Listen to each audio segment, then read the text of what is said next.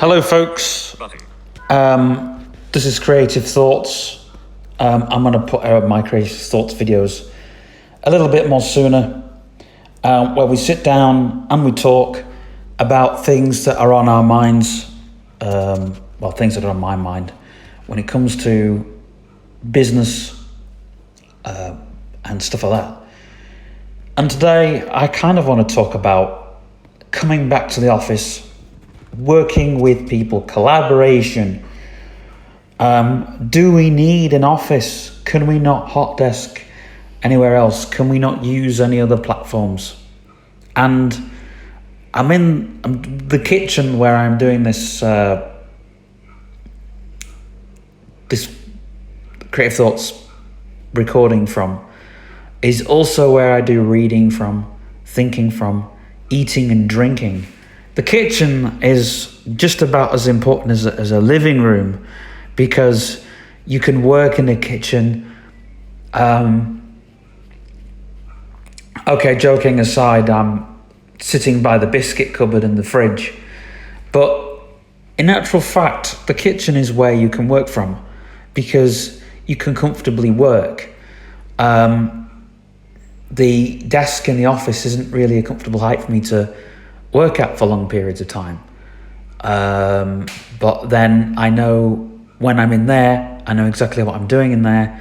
And when I'm here, I know exactly what I'm doing in here.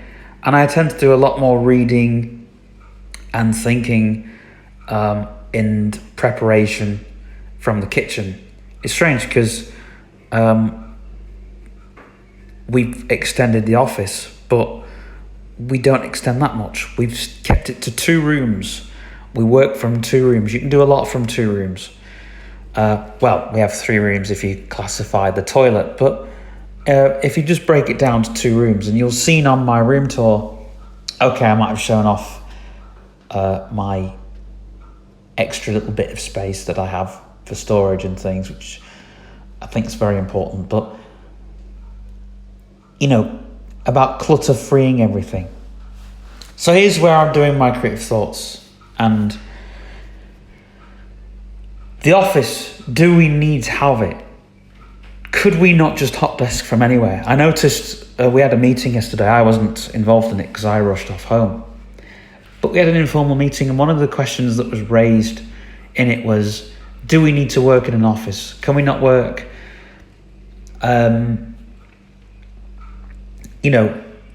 Meetings now, if one thing that lockdown has taught us is do we need an office?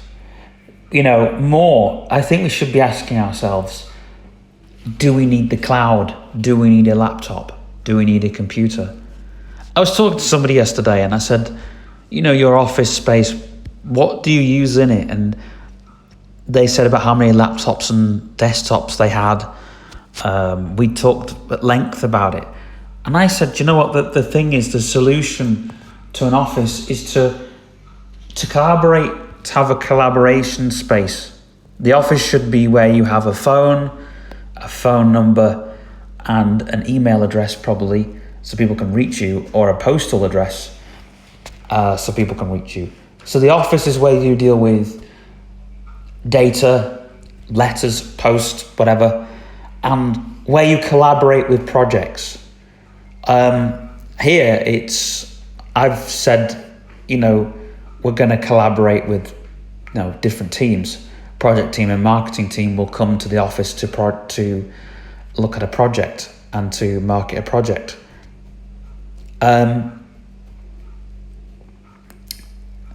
If you've noticed that there are certain things that I use for work and not, I now have an external hard drive that I use just for work now, because everything on it is things I need for work. I have another external hard drive, but I have things that I need for storage and backup.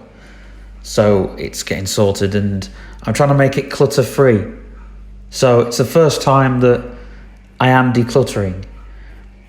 The things I do keep or hoard or whatever are either things that I want to remember or things that I want to collect. But I do throw away a lot of things, but then again I do keep a lot of things. So it's one of those things that I do keep a lot of. The Kids Alive magazines, for example, I'm keeping hold of those, but I'm waiting for, you know, I'm going to keep them in good condition because they might be of value. Well, they won't be of value, but I'm hoping it's somebody that will want them. They can have them editions and they can look at them and so on. So keep hold of them. I might give them to my nephews, so I'll pass them down, all of the editions of Kids Alive magazine, because it's a great magazine, and I do read it off camera, but I do have it for, like, you know, my lazy videos. Getting back to the video at hand, do we need to have an office? Can we not collaborate outside the office? Yesterday I don't call it an exercise, but I texted people at random saying, this job needs doing, so on and so forth. Can you get so and so forth to do it? And do you know how many people were like, hey, Stephen, can you not just send us texts instead of having this stupid Outlook? So I said, well, we need to keep the Outlook because everything on it is but we've changed it now because we have communication sheets. And people are saying, Stephen, these communication sheets are great because we now know what's done in the day. Did it work? Did it not work? Because we can always refer to the Outlook and go, right, okay, well, this needs moving. Then we can go to the project calendar, right, that needs moving forward a couple of days or whatever. Maybe we need to go back and get this footage or go back and get that photograph and go back and do whatever.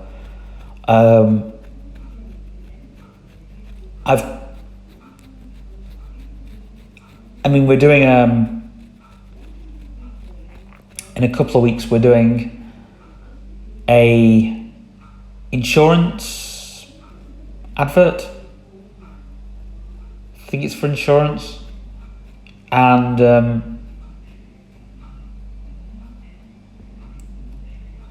they want, for their advert, they want 2 bridges overlapping a bridge, so we'll be doing that. I think they've got what they want and everything, and they've got what they want to say or need to say, so that's their advert.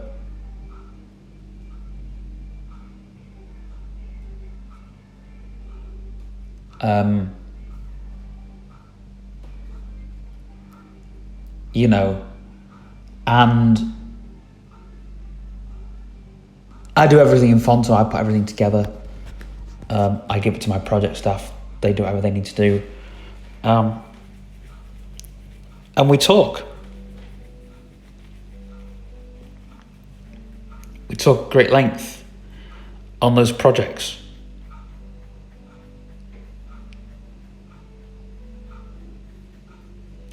And so we do those projects at great length.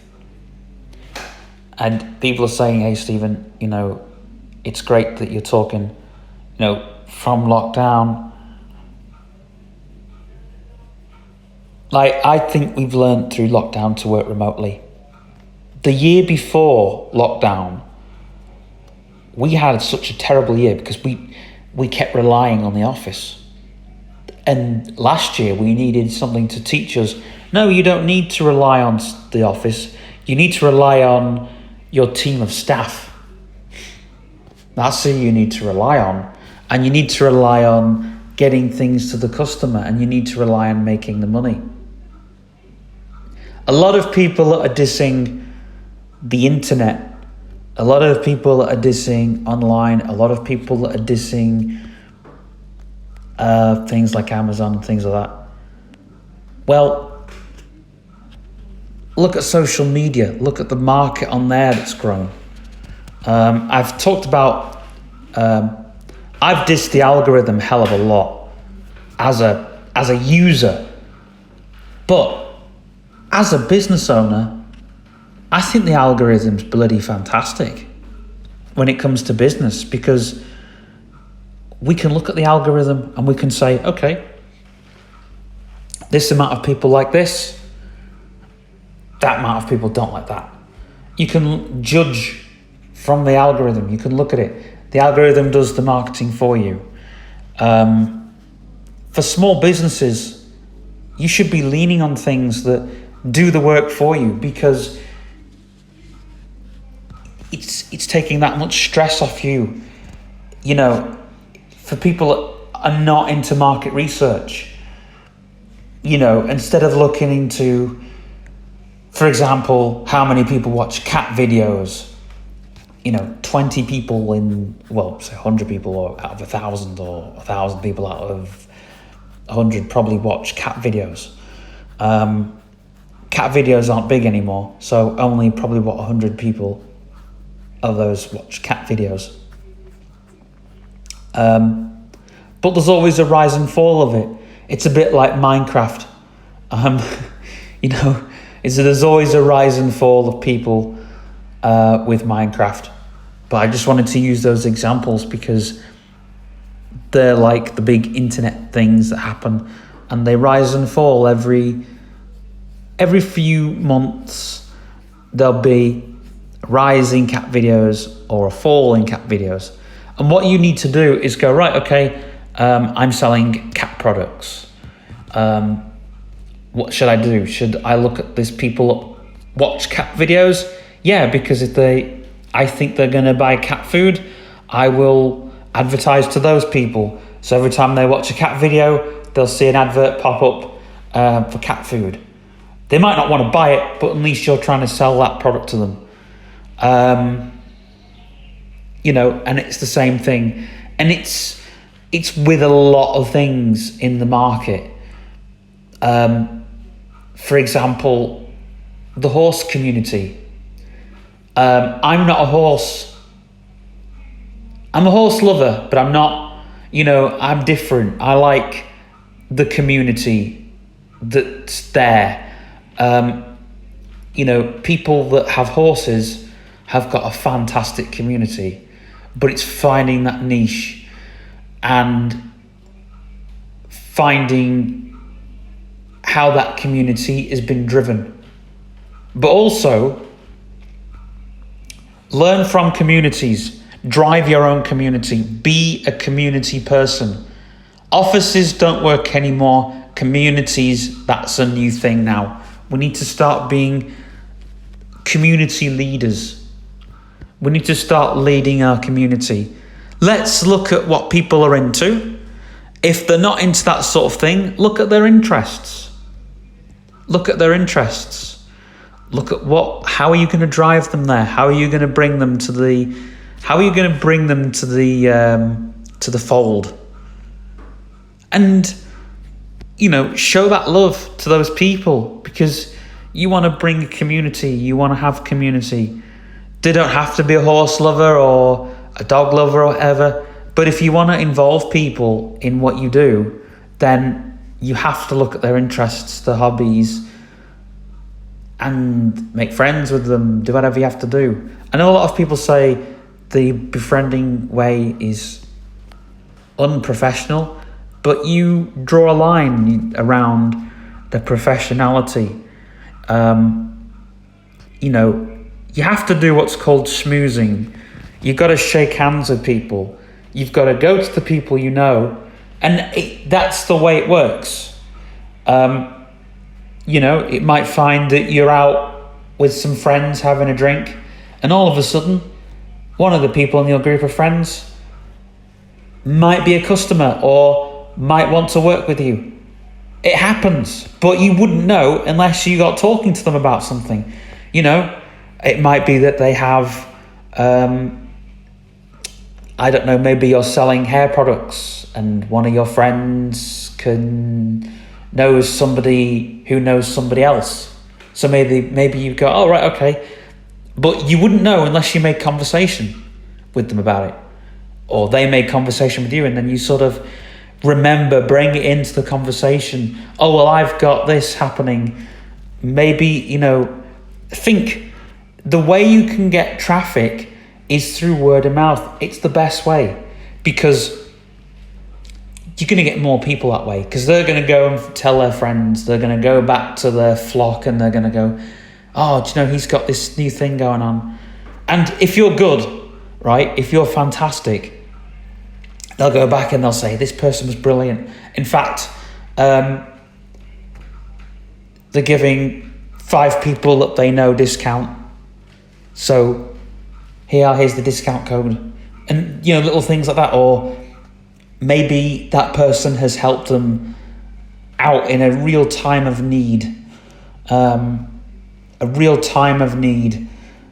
Maybe they, I don't know, maybe you're a garage and, I don't know, maybe your friend's neighbour's car broke down and maybe you were there at a drop of a hat, and I don't know, you also got them a box of chocolates or something out. You know, you went out your way to do it, and you didn't charge or whatever for it. You were pretty nice about it and stuff like that. People are going to come to you and you're going to get a pretty good name. Obviously you do want money and you do want to bring in revenue and stuff like that, but little things like that, little stories, like, you know, maybe, like, I remember there's a hairdresser in town which I used to go to, and this lad, he, I should have kept my hood up, but I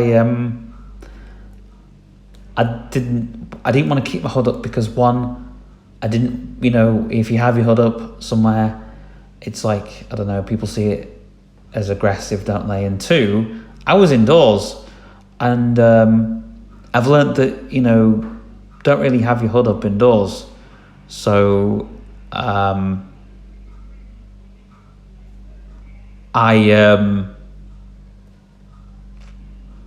took my hood down, and this guy saw that I had a bit of long hair.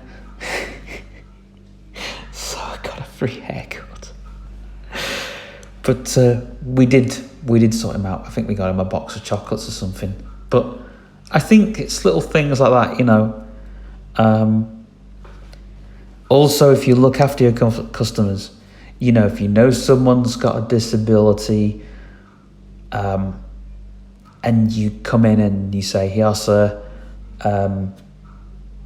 would you like to use this way? Or, you know, offer them help. I know you're not supposed to, because you will get some rude customers going, oh, I don't need some help, I'm all right, you know. But I always accept it, because you never know. You'll go into a place and they may not accept help, or, you know, or you'll ask for help and they won't give it. They'll expect you to ask for more help, which, you know, I've actually done another video for this week about visible aids. But anyway, coming back to the video in hand, if you help them out as a customer, they're going to come back to you again and again. They're going to go, oh, so-and-so, he saw that I was struggling, or saw my daughter struggling, and he helped us out. You know, we didn't ask for it, but he helped, and he was really nice, you know. And it's little things like that. It's going to get you more customers. It's going to get you more. And also, if you're, I spoke about accessible websites last week. I've already put that video out, actually, as I've just put this video out. But I spoke about accessible websites and about how to make things accessible, you know. And again, it's about making your place accessible. You know, I mean, it's making things like making sure it's wheelchair friendly, making sure you give the customers the help they need, you know. Is your information in an accessible format? Is it in audio? Is it in Braille? Is it in, my services will be in both print, Braille and audio. I'm doing the three. I'm even going to do large print. I'm doing my brochure in 3 because I don't know. There might be someone I know a few visually impaired people who've got horses. So they might want to come to me, and if I haven't got a brochure that's in Braille or whatever, they might not. I don't know. It's little things like that. So,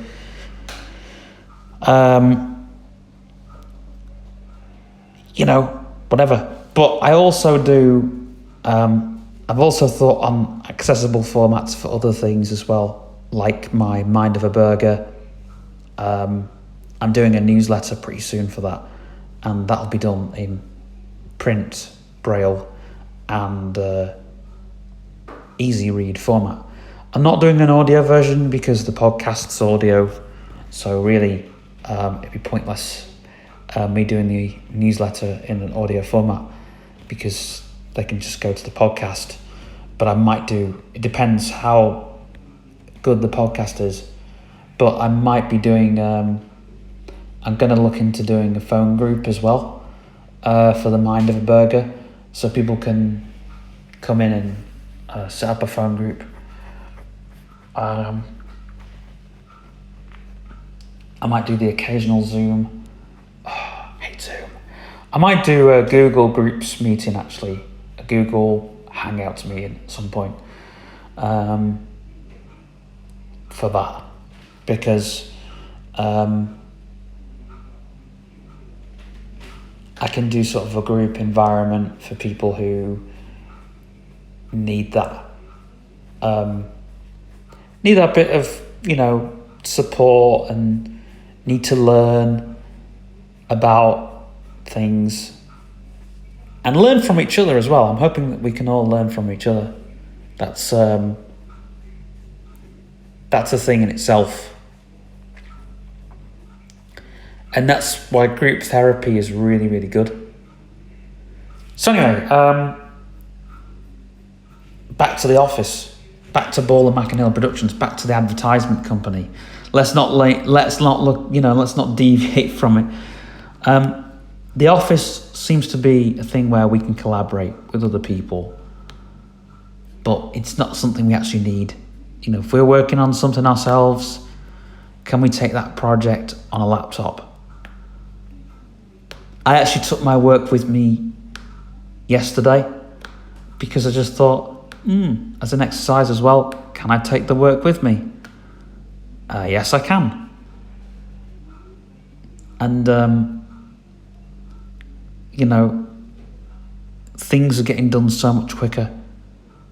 It means that it's not a headache when we come back to the office going, oh, when's this project done? Right, there's another project. It's me going to the project team going, right, we've got a project here. We're going back to those people and they're going, well, actually, we're not done with that yet. It can get that way, and you get so much, you can be flooded in with so much work. We didn't think, by the start of this year, we didn't think that we would have